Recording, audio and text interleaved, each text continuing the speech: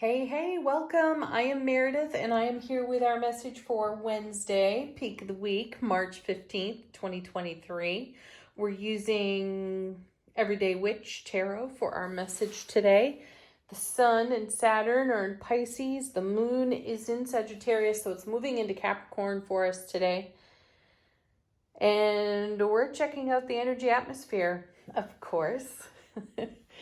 All right, from the Magic and Moonbeams, or Moonbeams and Magic Oracle, the overall theme of the day, number 11, follow your heart. Yeah, baby. Of course, that's what we do here on this channel, don't we? We're following our hearts. Let's see how it connects to the body of the message for us. Our first card is the Fool. How perfect is that?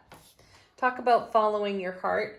I feel the energy of going in a fresh direction, a new direction. Whether that's in our thoughts or quite literally, are we taking advantage of a new opportunity that's in front of us? And either way, if we are, we're going in with abandon.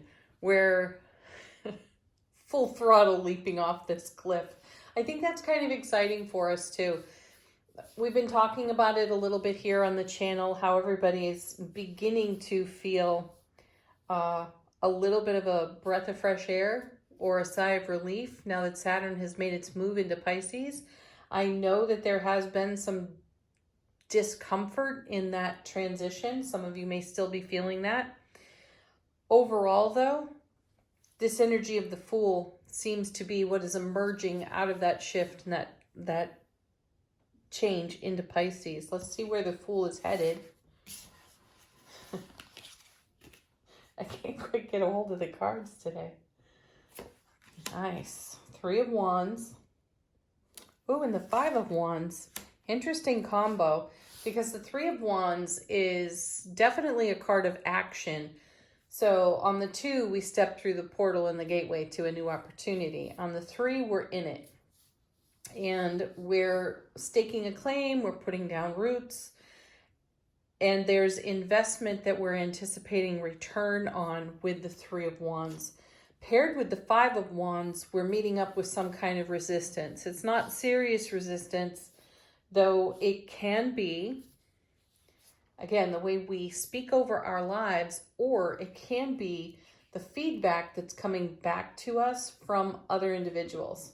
For example, I had a conversation the other day with, we'll say, a medical professional on behalf of my mother. And the resistance in that conversation was insane. So no matter what I brought up, there was some counter to it. And anyway, it's interesting to be in those kinds of moments when you're having a conversation with someone and you're just met with obstacle, resistance.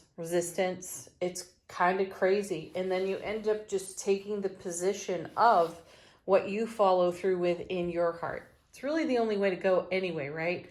No matter what kind of resistance or obstacle shows up, we cannot allow ourselves to be knocked off our path and what we know is true and right. So as we are staking a claim in the 3 of Wands, and as we are taking a leap of faith with the Fool, we can run into our own resistance of programming, belief system. We talked about a should list the other day. We could run into the list of shoulds that our ego is so great at hanging on to, or we may run into another individual's should list, resistance, obstacle. You have to decide for yourself what's most important. For me, that would be sticking with following my heart. Highly recommended. What comes next? Oh, beautiful. The 9 of Swords. Why not? Because what happens when we're met with resistance or obstacle? It's very simple to go to a well-worn path in inner dialogue of doubt, fear, and worry, isn't it? It rises. And I feel that this is a great opportunity to embrace that. So what if it rises? So what if you have a fear, a doubt, a concern? It's temporary based on what you decide to do with it when you recognize it.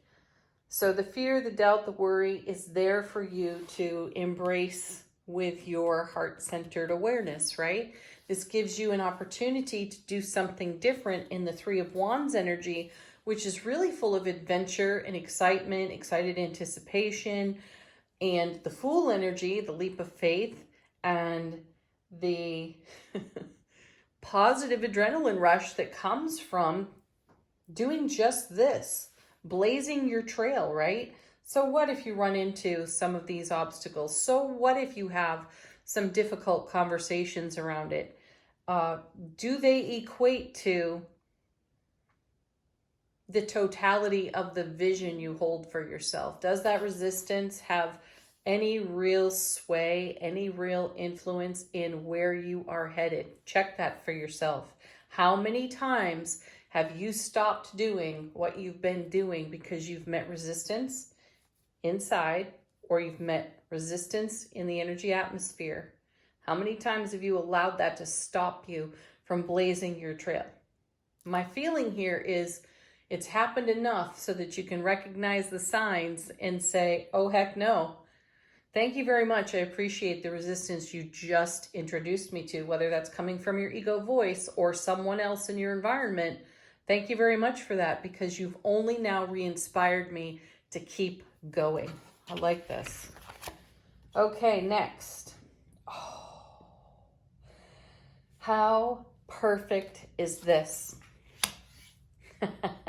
Yeah, that's the Emperor, baby. And he is accompanied by the King of Cups. Beautiful emotional maturity.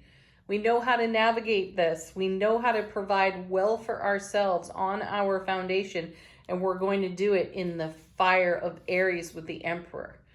This is lovely. This is us keeping our torch lit as we take the leap of faith and encounter all manner of obstacle or conversational influence that could potentially stimulate our egos to go on a rant, right? Welcome it. Say, yes, I'll take it, because I can transform that. I have the willingness, the attitude, the fortitude, and the appreciation enough for my journey to do just that. I love it. Okay, bottom of the deck. What's in the unseen here? Ooh, first card, Five of Cups. This is good too. I know most people see this card and they're like, what? What do you mean that's positive? That just looks like hell. That's because we've all been there, and we know what it is to rise like a king or an emperor out of a Five of Cups, out of a Five of Wands energy. Fives destabilize things, and we're grateful for that. We have appreciation for the destabilization because it allows us new consideration and new action to take. So the Five of Cups may be the way we feel the moment we run into an obstacle. Again, temporary. So we pause, we take stock, we take a look back at our journey and say, okay, I heard this question. What did she say today? How many times have you been here? Enough to know that you don't want to stay here. You want to keep blazing the trail. So these fives are beautiful, especially in the company of the Emperor and the King of Cups. Next, we have the Four of Pentacles. This is a card of pausing the energy right here. And oftentimes this card is referred to as the miser. Fours are super stable. So we've got destabilization with the fives. And now we have this Four of Pentacles. I feel that this is us taking our breath, taking a pause and saying, yes, I was in mid-leap of faith here. And then I met resistance, my own or someone else's.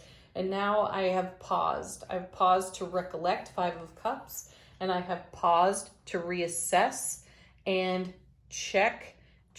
I'm good. I'm going to continue to go.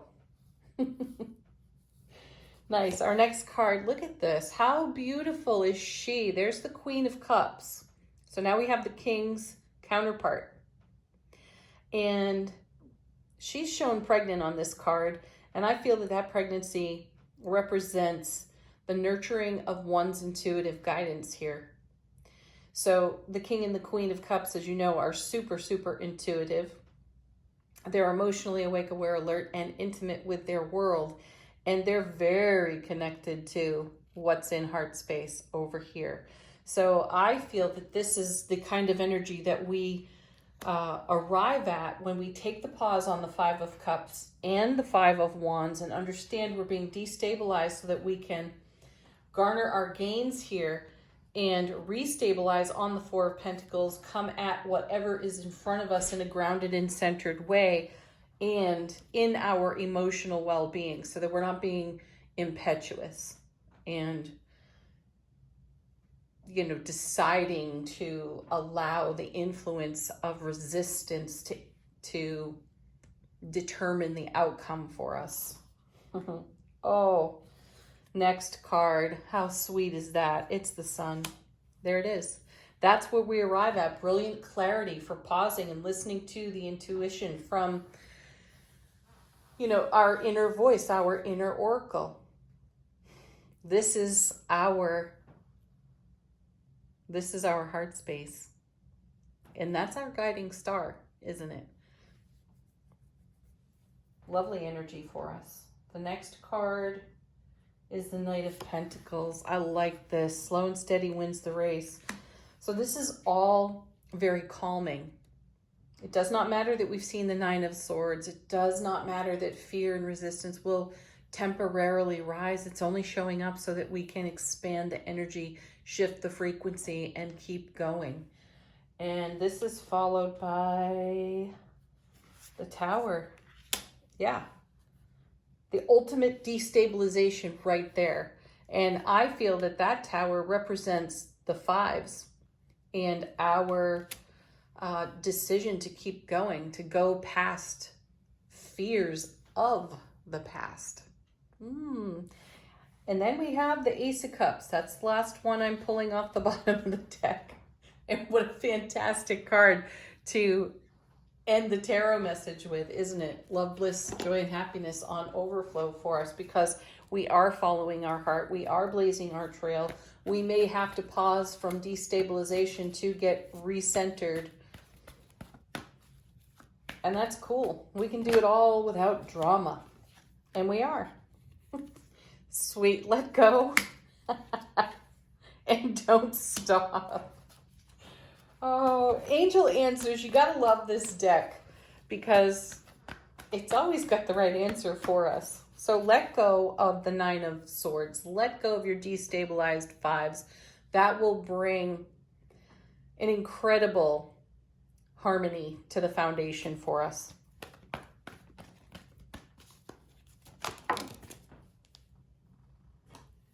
Next, communicate clearly.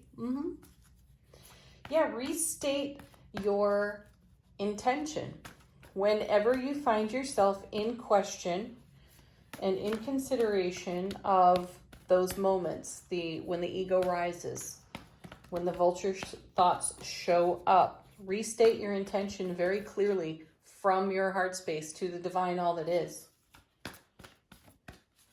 Do it for the benefit of yourself, of hearing your own voice amidst some small measure of chaos that comes out of destabilization. Just restate it for you to reinforce what you're up to and get back into the heart space there.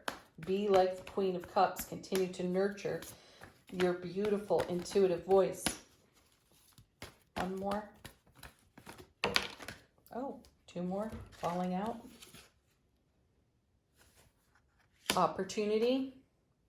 And within the next few months, you will see the benefit of taking this action in the now and how it pays reward onward. How the opportunities that are blessing you in these moments continue to ripple out in your broadcast because you have the stick-to-itiveness within the leap of faith on the Fool to see your vision all the way through. Final word on the reading. Shaman's Dream Oracle.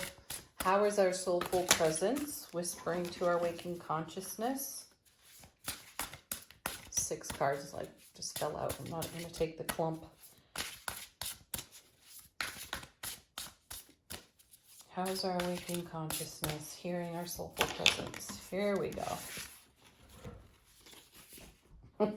The cards are like, oh yeah, if you're not going to take 6, I'll give you 3. We'll go halves. First, Fortune's Wheel. Luck and right timing. Divine timing is everything. Oh, nice. Beloved, be loved. In your radical acceptance of your own resistance or resistance that you meet out there in the atmosphere, love is the way through that. And then last, excellent, Dust Devil, moving out of stagnation. Right, we're going to move out of the stagnation of resistance. We've got what it takes to do that. Let go. Communicate clearly with the divine all. Communicate clearly within your own self-relationship and continue to blaze your trail. Have a beautiful Wednesday, everyone. Peace, love, happiness, laughter. Namaste.